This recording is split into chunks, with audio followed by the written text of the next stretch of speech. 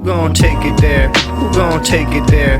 Who gon' take it there? Who gon' take it there? Electricity, electricity, electricity, electricity. You know what's in the air. You know what's in the air. You know what's in the air. You know what's in the air. It's possibility. It's possibility. It's possibility. It's possibility. All right, so I caught some of this debate between Krystal Ball and Emily Jashinsky on breaking points. I just talked about breaking points yesterday, actually, because of their interview with Elissa Slotkin. Elissa, I think, not Eliza. I was calling her Eliza. So anyway, I saw this debate where they're talking about this Sydney Sweeney American Eagle advertisement. This went viral on Twitter. Very short advertisement. Like a lot of the ads that Sydney Sweeney has been doing lately, it's just kind of really leaning on the sexual aspect of it. She's become somewhat of a sexual icon in culture over the last few years, and so she's really leaning into that, and I do not blame her for that. However, this American Eagle ad is very weird. And it's the kind of thing that's designed for some people to react to and others people to say you're overreacting. But I mean, I think when it comes to media literacy, I mean, we got to be able to notice stuff like this and speak up about it. And yes, people are going to say, oh, you're being hysterical and blah, blah, blah. And I think it's probably important to give it some thought of like how to talk about it the right way so that it doesn't sound hysterical, but rather sounds accurate. But at the end of the day, certain people are just never going to take this kind of thing seriously. And it's a lot of the same people who got us into this position where pretty overt white nationalists and Christian nationalists are running the government. And so to expect them to take it seriously, this type of messaging and this type of subtle winking and nodding, it's just not going to happen. But I do think it's a good thing for these controversies to come up and challenge some of these advertisements a little bit, because in a way it's kind of just the nature of American culture at this point. You know, there's an ad campaign that's political in one sense and the other side reacts, like with Bud Light or whatever, even though those ads were not intended to provoke a reaction and this one is. But the pendulum is swinging pretty far to the other side. And I do think it's important, like the idea of just ignoring this stuff and hoping that the analytics, will cause them to focus on other things because it didn't get the reaction that they wanted, I think misses the point a little bit, which is that they're slipping some of this stuff into entertainment at many levels. And we should definitely not allow that to happen. America is probably the biggest engine of propaganda that exists in the world. That's changing a little bit with the internet and access that different people around the world have to, put out their own video content or have their own studios or whatever. But still, for the time being, America is still a powerhouse of culture throughout the world. So, I mean, what America is focusing on in terms of advertising does matter. So I'll play a little bit from this interview just because I've been wanting to talk a little bit about this American Eagle thing, even though it is somewhat petty, but it's worth noting in terms of how to move forward, because we're going to see more messaging like this. We're going to deal with more people like Emily Jashinsky telling us to brush it off. I don't know that much about her. I know that she kind of brings up the right-wing flank on Breaking Point. She subs sometimes for Sagar, and so she kind of just argues the right-wing perspective. I've seen her doing a little bit of press pool activity with Trump, asking him questions from a right-wing perspective. She seems like she does a lot of pop culture analysis and that sort of thing. So I don't know. I've never thought of her as terribly bright when I've heard her speak. So I've never paid a ton of attention to what she has to say. And to me, this debate is a good example of that. Although I will say the audience of Breaking Points, I was looking at the comments and they were pretty much all against Krystal here, which added, I think, another layer to talk about. Because to me, I thought Krystal was right, but apparently there's a lot of people right-leaning and on the right who are not buying this whole idea that this ad is clearly saying what it's saying. So let's listen to what they had to say about it a little bit, and they're going to play the ad as well, and then we'll talk about it and then move on to some other stuff.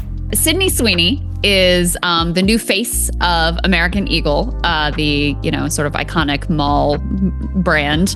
And her ad campaign has sparked quite a bit of discussion and controversy on the internet that we wanted to dig into. So first, let's take a look at the ad that was the most controversial. Genes are passed down from parents to offspring. often determining traits like hair color, personality, and even eye color. My genes are blue. Sydney Sweeney has her genes. I'm not saying that American Eagle is like a bunch of secret or open fascists and Nazis. They are capitalists, though, and they're looking at the culture. They realize that paid advertisements really don't do a whole hell of a lot of good at this point if they don't come with eyeballs and attention and controversy. So this is the thing to touch on, to play with in the moment, to get a reaction, which they got. And so that's it's not even, I think this is just like correct and accurate, that they knew this would spark this sort of discussion and controversy. They gave just enough of a nod to like sort of eugenics, race IQ kind of type of content to have plausible deniability. And then they delighted in the fervor and the attention around the ad campaign based on sort of touching on that, like a correctly taboo subject. So it's very hard to ignore when they're panning the camera and saying that Sydney Sweeney in the script is saying that her genes are blue and they have it on her blue eyes. I think, Krystal, my case would be that you are overestimating the competence of people in the advertising industry and at American Eagle who might have, let's say cynically said, it would be a real boost to our Sydney Sweeney ad campaign to do a little wink and nod to white supremacy in the gene marketing campaign that will generate all kinds of media hype by doing like a wink wink white supremacy like undertone to the Sydney Sweeney ad. So I think what this speaks to is, well, first of all, I don't think Sydney Sweeney's people, if they saw this as being anywhere in the vein of white supremacy, although she's sort of become this interesting flashpoint, and it's sort of like people are polarizing politically around the question of Sydney Sweeney, whereas like people on the left are saying she's like a clear canary in the coal mine for the rise of fascism, and people on the right are saying, some people on the far fringe right are saying, yes, exactly, this is why we love Sydney Sweeney, and other people on the right are saying, what the hell are you talking about? She's just super good looking and wearing an all-American brand. This is the thing that's like the, transgressive hot button to push to stoke controversy. And I just don't know why else you're talking about genetics in a blue jean ad if you're not intentionally trying to push that button. And to the point about Sydney herself, like, I don't know. I mean, I don't have any like particular grudge against Sydney Sweeney. I know there was like a lot of discussion about her boobs on SNL or something that I never really totally understood. But we can put, one of the people who was involved in this ad campaign posted delighted in the success of the campaign. She says specifically, during a Zoom call with Sydney, we asked the question, how far do you want to push it? Without hesitation, she smirked and said, let's push it, I'm game. Our response, challenge accepted. So in any case, I don't think it's like crazy to imagine that she also was like, yeah, sure, let's play into this controversy and create a lot of attention for ourselves. And, it'll be great for me. It'll be great for the company. The stock price is up, etc. So that's, to me, like pretty clearly what's going on here. And I don't, as someone who is very opposed to eugenics and very disturbed by its mainstreaming, and how increasingly like openly accepted and discussed it is, etc. Like, I'm not sure what the right way is to react to something like this that does, in my view, intentionally try to like play with those themes, because what they wanted is the attention and the controversy. But then are you just supposed to like not say anything when these sorts of things and themes are being mainstreamed in the culture? It's, to me, it's like a catch-22. So like I said, this Emily Jashinsky lady, I don't know that much about her. Every time I see her, I just think that she's not incredibly bright. I mean, she speaks all right, but I think she makes kind of stupid points, and she comes off kind of stupid, and she kind of stepped on her own point here, because her whole angle is to downplay this idea that it would make any sense that American Eagle would put something like this in their advertisement, and that it's hysterical to think that, and connecting it to eugenics or Nazism or anything like that is hysterical. So that's her position on this. It's the obvious position for the conservative to take. Right out the gate, she acknowledges that it would make sense for an advertiser to, make controversy like this. She makes the point that focusing on Sydney Sweeney's blue eyes, as she says she has blue jeans, is bizarre, because why are they focusing on her eyes? So, she points that out, and she never makes any point to contradict that. And then she goes on to say, she makes a good point, which is that Sydney Sweeney is an oddly polarizing figure, which I agree with. She is more controversial than she deserves to be. I don't think she's a very controversial person, but whoever her publicists are and whoever's sort of around her, there have been many controversies stirred up around her for no particular reason. So to an extent, that's probably manufactured, and we should take that into account here, that Sydney Sweeney's team has decided any controversy is good controversy, and it doesn't really matter what people say about her. And there is truth to that. I think that's the reality of the marketing environment, especially when you're some kind of celebrity or figure or entertainer. It's like, just the more people are talking about you and saying things about you, especially if you're able to sort of avoid those critiques and kind of just keep it moving, it all kind of just builds your profile. So I think that's accurate in the case of Sydney Sweeney. She calls it wrong, though,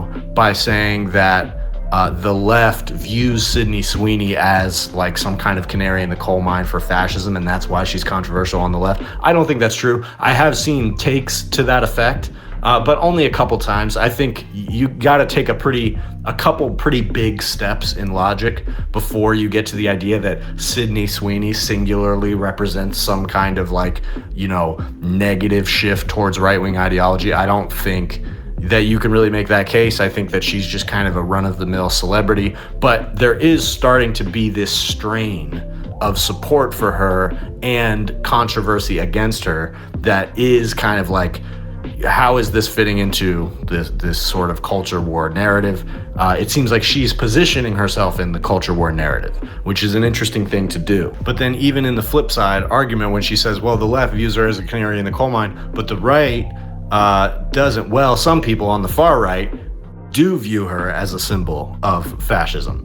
And so again, she just contradicted her own point there, because if that strain exists, and it does seem like this advertisement is winking and nodding at a sort of ideology that goes deeper than just saying Sydney Sweeney is attractive because of her genes. There's no reason to emphasize her blue eyes in the way that they did, except to specifically lean into this sort of like Aryan trope. It's a weird wink and a nod, and Jashinsky is acknowledging that there is a certain portion of people on the right that signals to.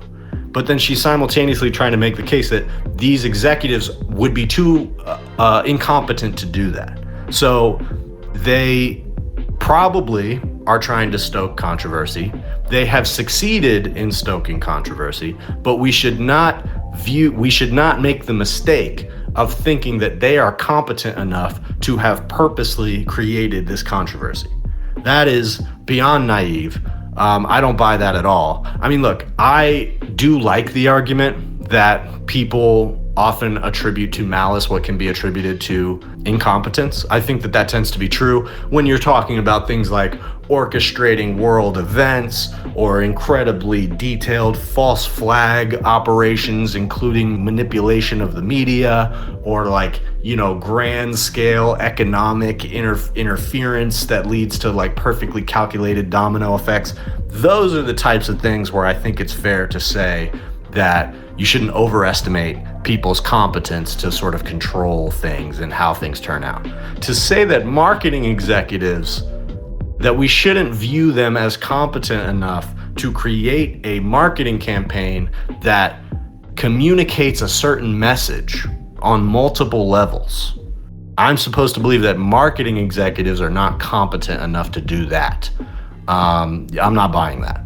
Not buying what she's selling on that one. So anyway, Krystal pretty much said what I would have said on this, and I think the points that she brings up about where in society we are starting to see some of this dog whistling cropping up in like more powerful positions. She kind of makes the points that I would have made there. The only thing that I think is going on here is that I think there's a specific class of people that is engaging in this sort of thing, which is the staffer class. So people who are in kind of high level positions but working underneath the people who make the important decisions, those seem to be the ones who are like the young conservative college graduates who are engaging in some of this like Nazi dog whistling.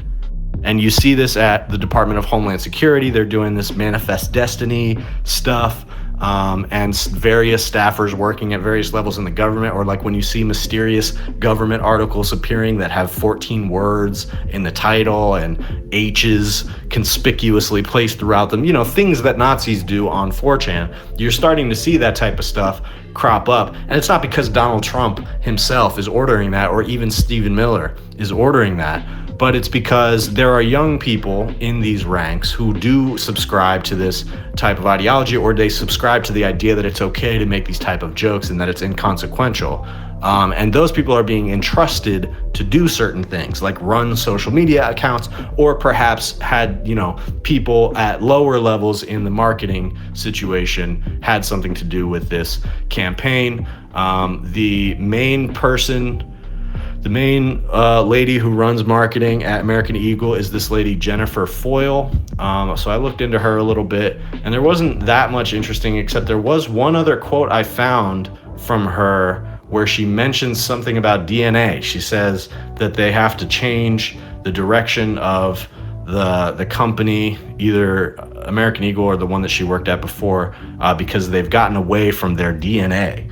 So I don't know, just that stood out to me as I was reading into this stuff a little bit. But again, I think this is mostly a cynical attempt at marketing. And what these people recognize is that the right wing is more marketing favorable. They're open to consumerism and uncritical consumerism. And a lot of the sort of gripes of right-wingers over the years have been around this idea that they have the right to continue consuming uncritically. And I think that makes a major difference when you're talking about, if you're going to do some kind of political messaging, if you're going to lean to the left, people are going to be more skeptical of what it is that you're trying to sell them. But if you lean to the right, as long as people are taking you in some kind of good faith that you are propping up what they believe, some kind of right-wing or pro-America rhetoric, they'll buy whatever you're selling. They are pro-capitalism, they're pro-consumerism. And so I think marketing people on many levels are starting to recognize that both because Donald Trump is in power and this sort of anti-woke, anti-DEI stuff is the main frame of the conversation, it just makes more sense to market towards right-wingers, because as long as they feel like you're on their side, they'll buy your shit. And that's the other thing about this Jashinsky lady, is like, she talks about pop culture, advertising, and, you know, music and stuff like that. So she knows, she has pointed out that there's this shift happening against quote unquote wokeness or whatever. And yet in this case, she's not attributing that to the same exact thought process of people behind the scenes, that, oh, we don't have to market in a quote woke way anymore. We can go anti-woke, and there will be people who we can appeal to on that basis. And so she's pointed that out. But in this instance, she can't admit that that's what's happening, because she knows that they took it too far. So look, people like her are going to never stop behaving this way. They're going to smirk and scoff and laugh it off forever. It doesn't matter what stage of fascist escalation we get to.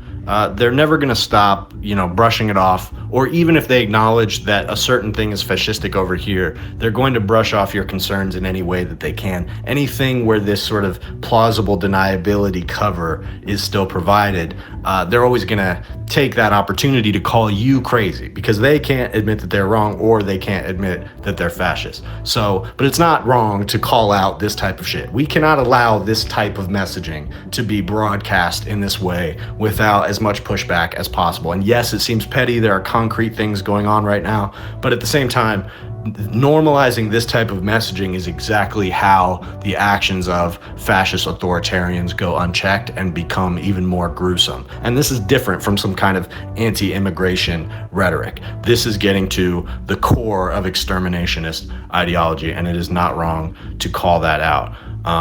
So real briefly, just an update on Alligator Alcatraz. The conditions there are still getting worse. There's people saying there are worms in the food, wastewater on the floor. The Mexican president is demanding that citizens of her country that are held at the facility be repatriated to Mexico. Now, that is what the stated goal of this Alligator Alcatraz is to remove people. So I can't imagine this is a demand they're not going to follow up on. But if they don't, that raises some serious concerns about what exactly is happening there and what people are doing at Alligator Alcatraz in the first place. And they're still selling this merchandise, this Alligator Alcatraz merchandise, which gets back to this idea of consumerism and that right-wingers are happy to uncritically consume anything that you will throw at them as long as they get some kind of catharsis from it. But there are some protests happening on Etsy.